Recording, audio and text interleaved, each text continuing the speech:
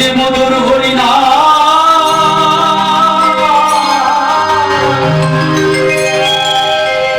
হরিনা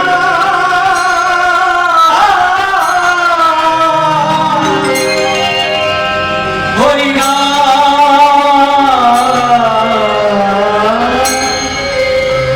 মধুর হরিনা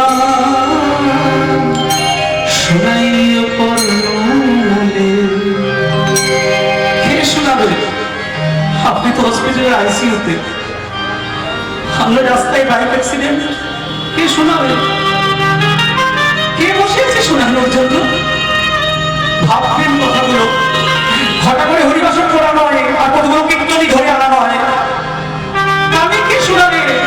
40,000 ডিস্ট্রিক্ট দংশন করে যে দেখা হয় সেটা তখন শরীরে হয়, কে শোনাবে? তাই তো দেখিয়ে গেছেন বৈষ্ণবেরা। হরিদাস কি বলে গেছেন? আমি বলেছিলাম এর আগের আসরে যে 3 রকম নাম নেওয়া যায়। একটা হচ্ছে উচ্চস্বরে হরিবল হরিবল, আরেকটা বিড়বিড় করে হরে কৃষ্ণ কৃষ্ণ কৃষ্ণ হরে, আর আরেকটা হচ্ছে মনে মনে আত্মস্থ। আপনার বিশ্বাসী প্রশ্বাসে যদি হরে কৃষ্ণ হরে নাম আসে তাহলে আর যাবার কালে না, কারণ অপেক্ষা করতে হবে না যে সে আমার কানে দিল কিনা। কারণ আমি তো আইসিইউতে তখন হসপিটালের বেডে কাটাচ্ছি, কোথায় আসবে হরি নাম তখন? আর যদি ফ্লাইট অ্যাক্সিডেন্ট হয়ে মরে যাই, কে শোনাবে যে মধুর হরি নাম?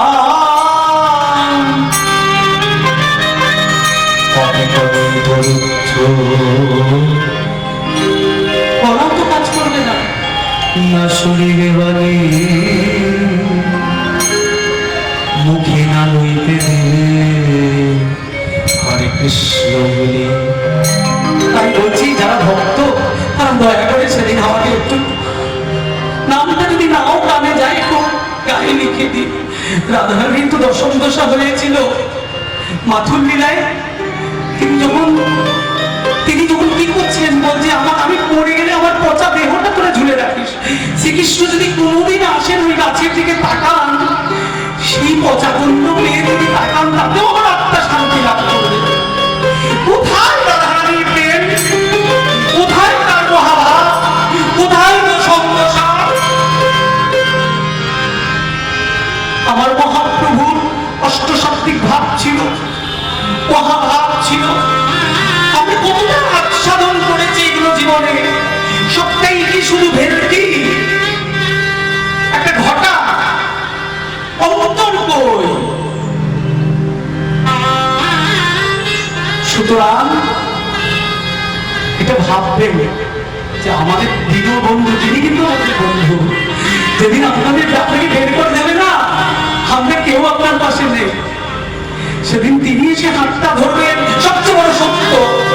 তাই জীবাত্মা পরমাত্মাকে খুঁজবে, যেমন বিষ্ণুপ্রিয়া খুঁজেছিলেন মহাপ্রভুকে, আর রাধারানী খুঁজেছিলেন শ্রীকৃষ্ণকে।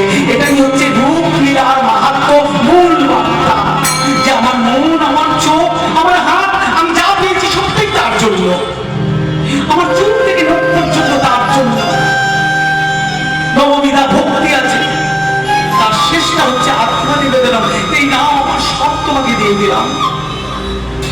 এগুলো বলতে বলতে বলতে বলতেও যদি কোনোদিন প্রেম আসে, কোনোদিন ভাববেন না যে প্রেম চলে এসছে, না না, কোনোদিন বলতে বলতেও যদি বলতে পারি, ওই তার সামনে দাঁড়িয়ে বলে, ছেলের মাধ্যমিকটা তো ভালো রেজাল্ট হলো না প্রভু, ছেলেটা তো চাকরি পেল না, ওখান থেকে সরিয়ে গিয়ে প্রার্থনা হবে, প্রভু তোমাকে কোথা থেকে আমি ডাকতে পারবো?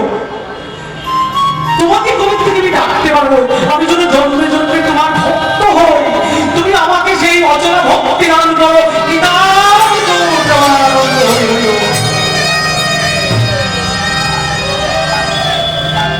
এবারে যিনি মেয়ে আসল বাবা, তার নাম নিতে আমার ভয় লাগে।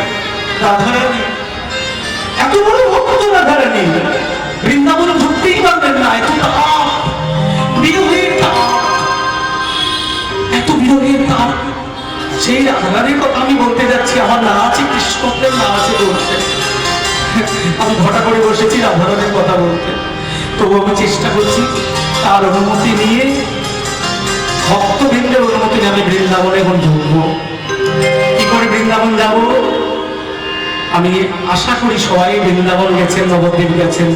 কেউ যদি না গিয়ে থাকেন, আমাদের গুপ্ত বৃন্দাবন যাবেন এবং বৃন্দাবন যাবেন। তাহলে আমরা এখন বৃন্দাবনে যাব।